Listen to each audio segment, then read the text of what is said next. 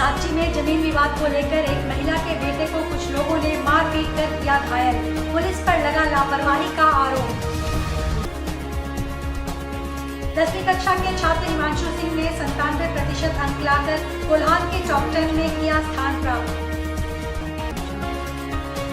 पूर्व सैनिक की पत्नी के गले से सोने की चेन छीनकर भागे बदमाश, तिलको थाने में की गई शिकायत। खबरें अब विस्तार से। सांची में जमीन विवाद में कुछ लोगों ने सुंदागिरी नामक महिला के बेटे को मार पीट कर घायल कर दिया। इस मामले में पुलिस कार्रवाई नहीं कर रही है। सुंदागिरी शुक्रवार को 3 बजे एसएसपी ऑफिस पहुंची। एसएसपी ऑफिस में मामले की शिकायत की और कहा कि सांची थाना पुलिस आरोपियों पर कार्रवाई नहीं कर रही है। सुंदागिरी ने बताया कि उनके बेटे की हालत काफी गंभीर है और वह टीएमएच में भर्ती है। ये एक पीड़ित महिला है, ये मेरे पास में आई, आके मुझे बताई कि इसका बेटा को 11 तारीख को इसके खुद अपने मायके वालों ने, इसका भाई, भतीजा, माँ, इनके पूरे परिवार वालों ने मिलकर, ये एक अटेंडर का काम करती है, रात को अपने अटेंडर का काम के लिए गई हुई थी। पति सागर होटल में काम करते हैं, घर में कोई नहीं था। ज़मीनी विवाद के दौरान इसको घर पे इनका बेटा को अकेला देख के सभी लोग घुस के रॉड से, हॉकी स्टिक से, डंडा से, जितनी भी तरह के सामान होते हैं, बहुत बुरी तरह के इनका बेटा को मार के घायल किया गया। और इनका बेटा आज के डेट में टीएमएच में बहुत हालत ख़राब है, बहुत बुरी कंडीशन में है। इन्होंने 11 तारीख को सांची थाना में जाकर कंप्लेंट किया था, लेकिन 13 तारीख को इनका एफआईआर दर्ज हुआ है। तो एफआईआर दर्ज होने के बाद में अभी तक कुछ कार्रवाई नहीं हुई थी, इसलिए हम लोग आए थे सिटी स्तर से मिलने के लिए। उनके द्वारा आश्वासन दिया गया है कि बहुत जल्द कार्रवाई किया जाएगा। क्या नाम है? मेरा नाम सुंदागिरी है।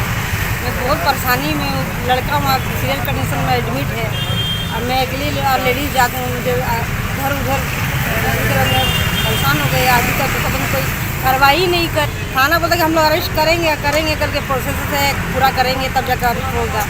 और वो पूरा मुझे दिन रोज अभी मुझे रोज धमकी दे रहा है। बता पहले लड़का गया है, अब आपका मिल जाएगा और आप भी जाएंगे। ये लड़का का जेगी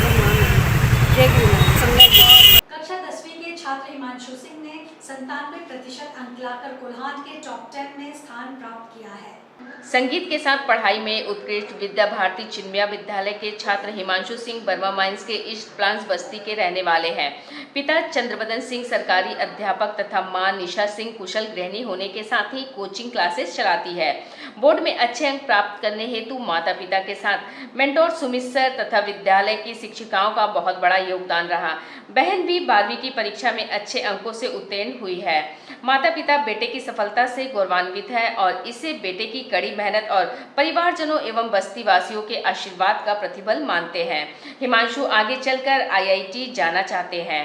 वो अच्छा लग रहा है कि अगर पढ़े तो मेहनत वो रंग लाई और इन लोगों ने सबने अप्रिशिएट किया हमें और आगे भी हम अच्छा करेंगे। हाँ, वो सभी खुश हो गए। ऐसा नहीं लगा कि ये किसी दूसरे का बच्चा है। सब आ गए कि अरे वाह, हिमांशु का इतने अच्छे परसेंट आए हैं। अच्छा लग रहा है, हम लोग को गौरवान्वित किया है। उम्मीद भी थी इसके से कि ये गौरवान्वित करेगा। शुरू से ही काफ़ी इंटेलिजेंस रहा है और मतलब लेबोरियस भी रहा है। जो भी पढ़ता है, जितना देर पढ़ता है, मन से पढ़ता है। तो हम लोग को उम्मीद भी था और जैसा हम लोग सोच रहे थे वैसा किया। बच्चों को आगे बढ़ाने का एक ये भी इसकी तरफ से भी सपोर्ट ये मिला था कि ये क्लास 1 से ही टॉप करता था।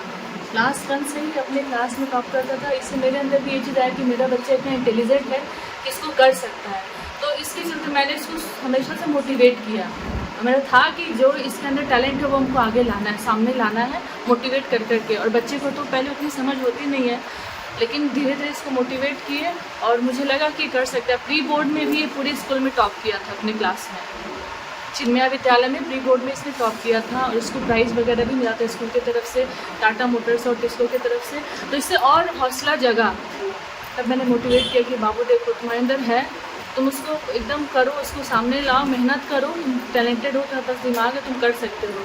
इससे इसको मोटिवेशन मिला। और हम लोग अस्तित्व हमारी एक सामाजिक संस्था है जिसकी संस्थापिका मीरा तिवारी हैं और मैं उसकी जिला अध्यक्ष हूँ अनु चौबे। तो हम लोग अस्तित्व की तरफ से इस बच्चे को सम्मानित करने आए थे। टेलको में आज अपराधियों ने बड़ी वारदात को अंजाम दिया। एक पूर्व सैनिक की पत्नी के गले से सोने की चेन छीनकर फरार हो गए। अखिल भारतीय पूर्व सैनिक सेवा परिषद कार्यकर्ता की पत्नी श्रीमती श्वेता सिंह के गले से 4 पहिया वाहन सवार बदमाशों ने सोने की चेन छीन ली और फरार हो गए।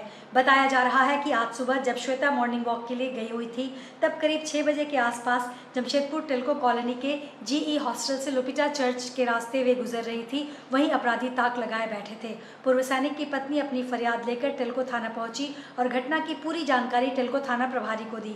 अपने साथ हुई घटना के बारे में विस्तार से बताया कि कैसे चलती कार से पिछली खिड़की से अपराधी ने सर निकालकर पीछे से चेन खींच लिया और उन्हें धक्का देकर LFS स्कूल वाले डाउन रास्ते से भाग गए। झपटमारी के दौरान इनके गर्दन के पिछले हिस्से पर खरोच भी आई है और धक्का देने से हाथ में काफ़ी चोट आई है। पूर्व सैनिक की पत्नी ने बताया कि इस चेन की कीमत करीब 1 से 1.5 लाख के बीच की है। सोनारी के वेस्ट लेआउट की रहने वाली दीपाली नामक महिला ने एक बच्चे को गोद लिया और पाल पोस कर बड़ा किया। उसकी शादी की। शादी के बाद अब युवक और उसकी पत्नी महिला को परेशान करने लगे हैं। सोनारी के वेस्ट लेआउट रोड नंबर 3 की रहने वाली दीपाली ने एक बच्चे को गोद लेकर पाल पोस कर बड़ा किया था। उसकी शादी की। शादी के बाद अब युवक और उसकी पत्नी दीपाली को परेशान करने लगे हैं। दीपाली की डोबों में करोड़ों रुपए की कीमत की जमीन थी, उसको बेच दिया। दीपाली की कार हड़प कर ली, उसका बैंक बैलेंस उड़ा दिया। दीपाली ने शुक्रवार को 2 बजे SSP ऑफिस जाकर मामले की शिकायत की और मांग की कि उस युवक को उसके घर से निकाला जाए। उन्होंने बताया कि युवक के अलावा उसकी पत्नी भी दीपाली के साथ गाली गलौज करती है और चैन से नहीं रहने दे रही है। जिसको इतना प्यार से अपने बच्चा जैसा जिसको रिकॉग्निशन दिया, पढ़ाया लिखाया, बहुत तकलीफ से उसको पढ़ाया लिखाया, शादी भी दी, लेकिन अभी वो हमको पहचानता नहीं है, एकदम इग्नोर करता है। कोई किसी चीज़ में हमारी मदद नहीं करता और उल्टे अपने ससुराल वालों को लेके मज़े में मस्त में रहता है। हमारे तरफ ताकता भी नहीं, उल्टे मारपीट भी करने लगा है, गाली देती है। उसकी वाइफ बहुत गंदा गंदा गाली देती है हमको। सब हमको बर्दाश्त करना पड़े अपने ही घर में। लड़ाई का कुछ भी कारण नहीं है। ऐसे वो चाहती है, पहले ही वो सास से ऊपर होना चाहती है, सब कुछ उसी के मुताबिक चलना चाहिए।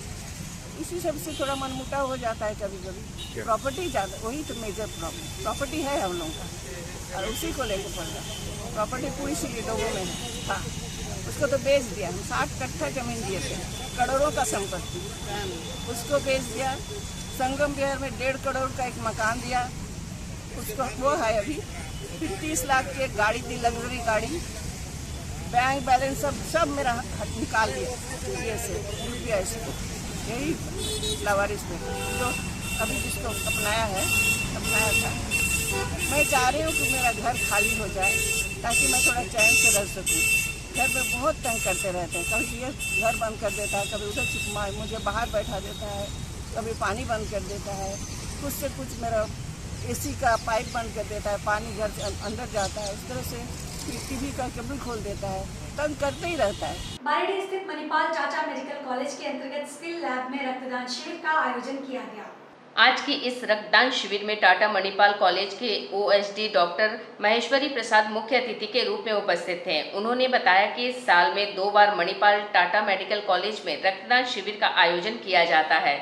सबसे पहले मई जून में इसका आयोजन होता है क्योंकि गर्मी में विभिन्न प्रकार की गंभीर बीमारी से जूझ रहे मरीजों को रक्त की आवश्यकता पड़ती है।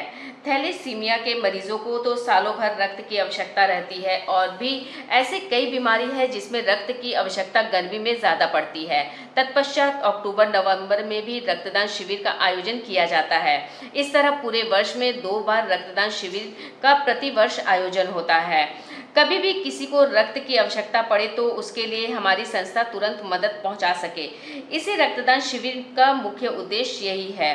पिछले कई वर्षों से इस तरह के रक्तदान शिविर का आयोजन किया जा रहा है। जो लोग रक्तदान देने आए थे उन्हें कॉफ़ी और अलग अलग तरह के नाश्ते के साथ रक्त देने का प्रमाण पत्र और गंजी टोपी भी दी गई, साथ ही उनके भोजन की व्यवस्था भी की गई थी। मणिपाल टाटा मेडिकल कॉलेज के अपने सोशल सर्विसेज के तहत हेड आउटरीच डिपार्टमेंट के द्वारा ये 6ठा ब्लड डोनेशन कैंप है और इसका उद्देश्य जिले के जिन्हें रक्त की कमी बस्ती हूँ उसकी उन लोगों के लिए है और यहाँ के कर्मी, टीचर, नॉन टीचिंग स्टाफ सारे लोग डोनेट करते हैं और ख़ास करके हेमोफीलिया पेशेंट जिनको हमेशा रक्त की ज़रूरत पड़ती है उनके लिए ये रक्त हम लोग ब्लड डोनेशन कैंप करते हैं। बागबेड़ा थाना क्षेत्र के हरहरगुट्टू कृष्णापुरी के रहने वाले आशीष कुमार सिंह की हादसे के बाद इलाज के दौरान दिल्ली के अपोलो अस्पताल में मौत हो गई।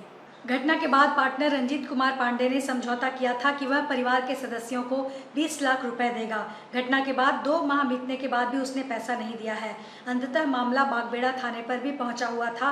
थाने में समझौता पेपर बना था लेकिन अभी तक हिस्सा नहीं दिया गया। मामले में बागबेड़ा थाने में दूसरा पक्ष रंजीत पांडे की ओर से मामला दर्ज कराया गया है। मामले में कहा गया है कि मेडिकल दुकान खोलने पर धमकी दी जा रही है।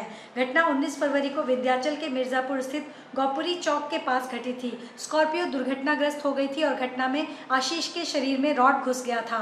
इधर आशीष के भाई समरजीत कुमार सिंह का कहना है कि उनके भाई की मौत 17 मार्च को इलाज के दौरान हो गई थी। उनका आरोप है कि हादसे को साजिश के तहत अंजाम दिया गया था। घटना में सिर्फ आशीष और उनके बहनोई को ही चोटें आई, बाकी स्कॉर्पियो सवार को जरा भी चोटें नहीं आई थी। उनका कहना है कि आरोपी रंजीत का साई मेडिकल दुकान है। भाई को जब जमशेदपुर वापस लाया तब उसने खुद ही इलाज किया और कहा था कि हल्की चोटें आई हैं, ठीक हो जाएंगे। भाई की हालत खराब होने पर इलाज के लिए वे TMH लेकर गए थे। यहाँ पर हालत गंभीर बताकर उन्हें लेकर जाने को कहा गया। इसके बाद वे दिल्ली अपोलो अस्पताल में लेकर चले गए थे। इलाज में 45 लाख रुपए से ज़्यादा खर्च किया गया था। उनका आरोप है कि साजिश के तहत भाई के साथ ऐसा किया गया है।